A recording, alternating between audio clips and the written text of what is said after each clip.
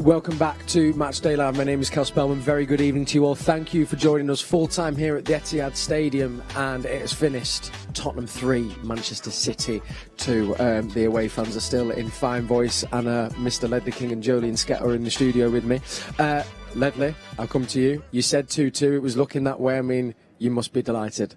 I am. I'm really happy for the lads. I thought the performance was fantastic, especially in the second half, where they had to dig in for long periods.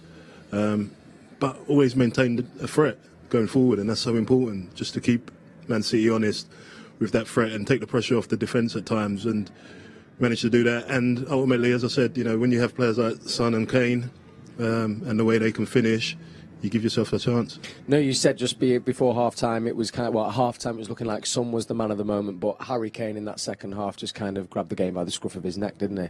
He did, and we said before that he'd not had a shot at half-time. So saving it for the second half, weren't he? And Joleon said when he does shoot, normally he scores, and he even had one disallowed. But that's the difference. That's the difference between the best strikers in the world. They only need one opportunity. And yeah, Harry was the difference. And we spoke about the fact of the amount of possession that City had, but they don't have a player that's going to just shift the ball and get their shot off, as Harry does, or someone who's in the 6-yard box, able to score the goal. Yeah. The last one that he kind of scored. I mean, Joleon, obviously, it felt like we'd salvaged a point there, but I mean, I think in the second half, I have to say, I felt like Tottenham probably had the better chances. Where did you see it kind of going wrong for City today? Yeah, I just think it was the case of a usual performance in terms of possession and kind of controlling it, but the opposition had a bigger threat than normal teams do. Like, we've seen Son hurt us numerous times. Harry Kane's ball retention is as good as I've seen anyone, to be honest. And not just that, he's so reliable in keeping the ball, but then he's so reliable in the execution of his pass, whether it may be through to someone on goal or out wide. So I just feel that they have more quality than teams normally do in them two players. There was a lot of good performances from Spurs. Let's not take anything away from them on a whole, but them two exceptional. They're world-class talents, and not everyone has that at their disposal. Were you would you say, disappointed defensively with City today? I mean, particularly that second half was at the end I was set, and we weren't quite as solid or as organised as I've seen us in previous weeks. Fair to say or not? Yeah, definitely. I think when you score 3 goals, or concede 3 goals, obviously you're never going to deem it a solid performance defensively. I feel the Kane's first goal, Cancelo's got caught just watching the cross. I feel that he's probably not respecting it's Son and Kane. He's probably thinking there's a cross coming in, there's a striker running in. Yeah, it's got to be all okay. It's a hard ball to finish, but no, it's Son's passing it to Harry Kane. Kind of respect that situation rather than just a cross and defend that. So, yeah, listen, you're never content when a defender if you concede 1 goal, but to concede 3. You're leaving yourself a hell of an uphill task. Absolutely. Well, let's look at the goals, because there were plenty of them in that second half. I mean, at half time it was 1-1, and then it kind of City started the game, but it was Tottenham that took the lead again, Ledley, and actually quite deserving. It was, as Joleon said, the crossing, but a real Harry Kane finish, wasn't it? It was. But it's a difficult finish because it sits up, bounces right in front of Harry. And he just kind of opens out his foot and just kind of guides it. He doesn't really swing a leg at it or do anything. But it's a special finish. Great ball in by Son. But Joleon's right. He's not. No one's tracked him. Harry's actually come from very deep and made that run into the box, and no one's got near him.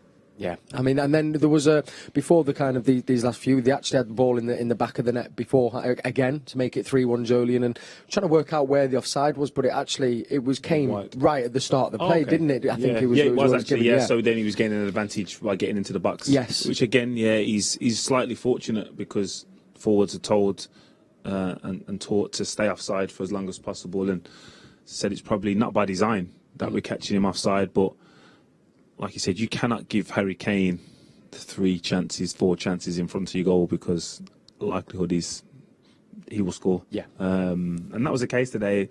Again, it's not gone our way, so there's loads to pick at. But that's how City play. We kind of control the tempo, have lots of possession, and teams now if they have the quality, can create chances the way Spurs did today. I wanted to ask as well, Ledley, I mean, as I say, I think that the chances didn't feel that we had that many in the second half. How impressed were you with them as far as the defensive unit, the defensive shape, and actually how well they played when they didn't have the ball and City did? Yeah, they defended really well, but it's not just the defenders. You know, to be able to keep City quiet, you need the whole team to defend well. You know, as defenders, you need the players in front of you to be doing your job, to make your job easier.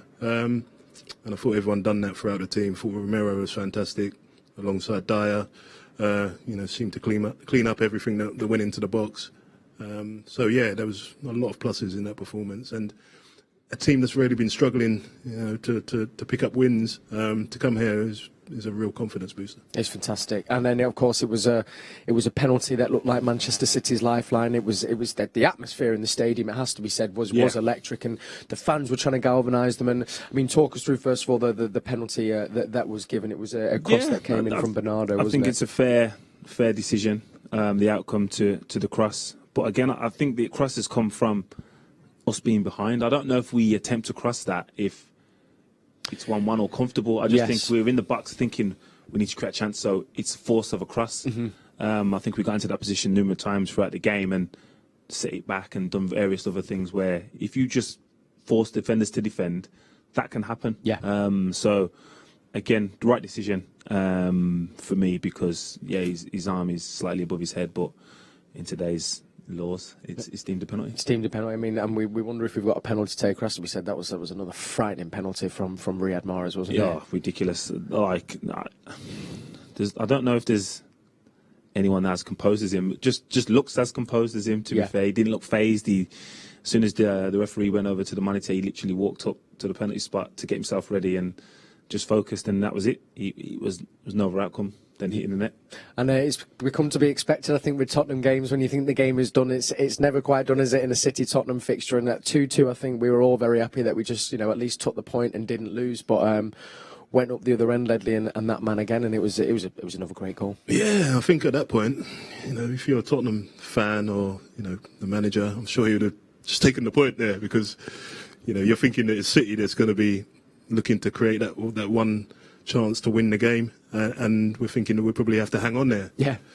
But as I've said, when you've got someone like Harry, someone who can finish like he does, you give him a chance, put the ball in there. He's great on the floor, and he's great with both feet, but he's also great in the air. Yeah. And he gives the team that kind of comfort and that flexibility to put in a half-decent ball into the box, and he rises and wins it and scores a great goal, and gives Spurs the 3 points. It's going to be easy, Joleon. I think obviously, and Pep has said this, the minute that we lose, the chat will be said, about did you miss the strike? But that's not the reason I think that we lost the game today, is it? Listen, that won't be the reason. The amounts of goals City score won't be the reason that we are like for a striker. It won't be the justification for us not having a striker.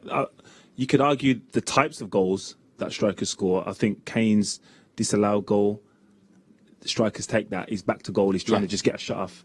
His header, I think he's realised it's dropping there. He's got in front of a defender. I don't think midfielders' instincts are the same as strikers. So that is an argument. But the amount of goals City will score could win any league that has been won in the history of the Premier League. So I don't think that'll be a reason. Again, there could be an argument over the types of goals. But today was just an execution, a perfect execution of a game plan. Yeah. They knew that they were going to have long spells without the ball.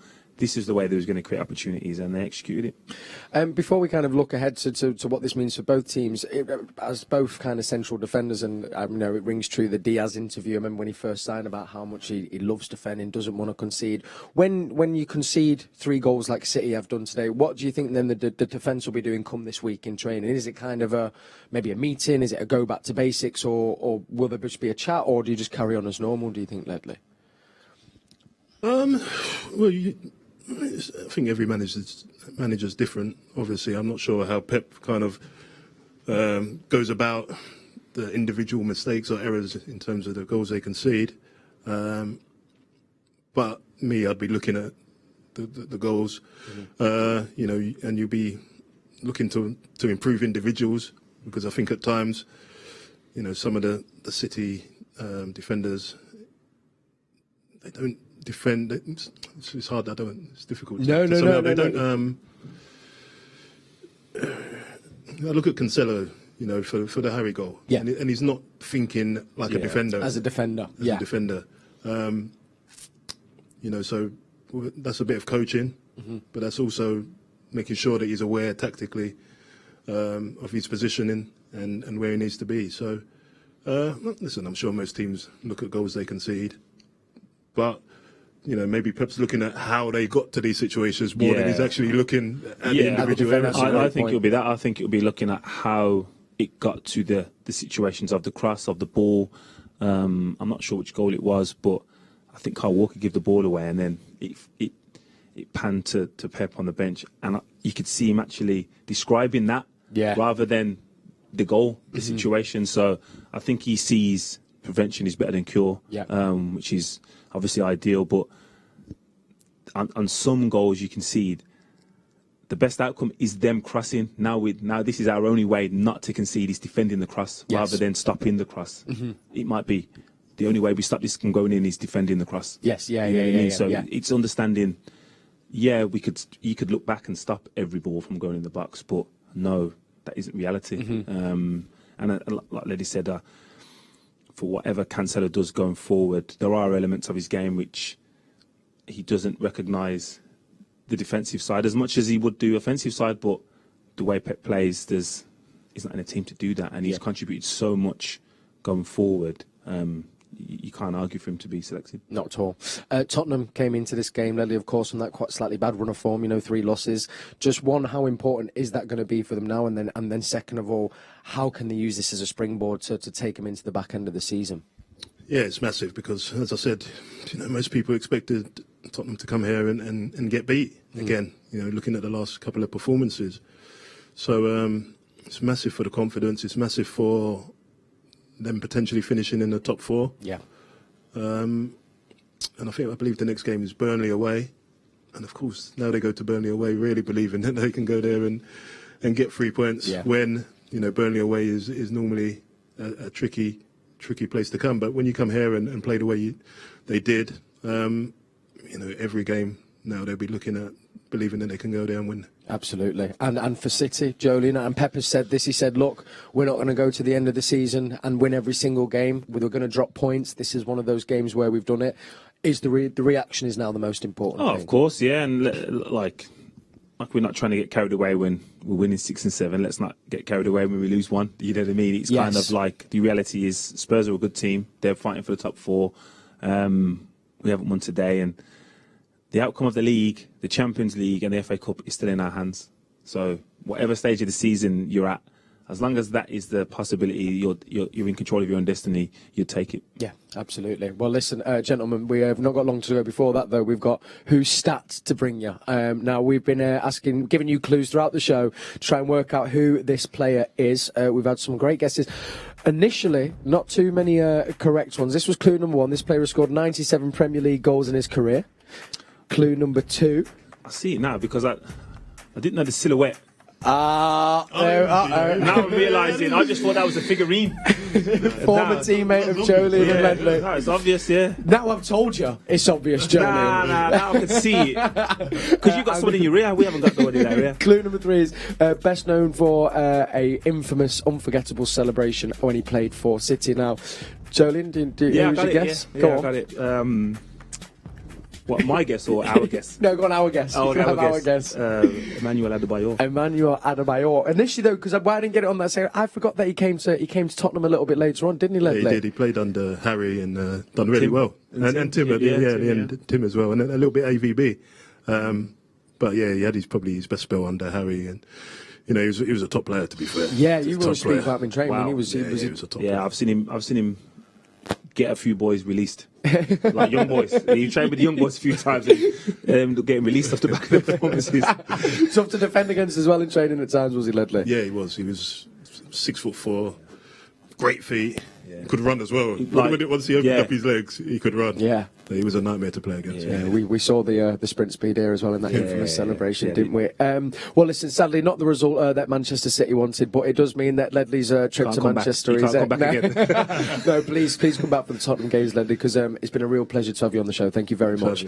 And a massive thank you to Joleon, as always. Of course, Matchday Live is going to be with you every game of the season. Thank you for all the interaction as well with the show. It all comes through on air, and I see everything, so thank you so much. Join us next time, but listen, it's not 3 points today, but we'll get back on track in our next game. Until then, enjoy the rest of the weekend. Thanks for watching.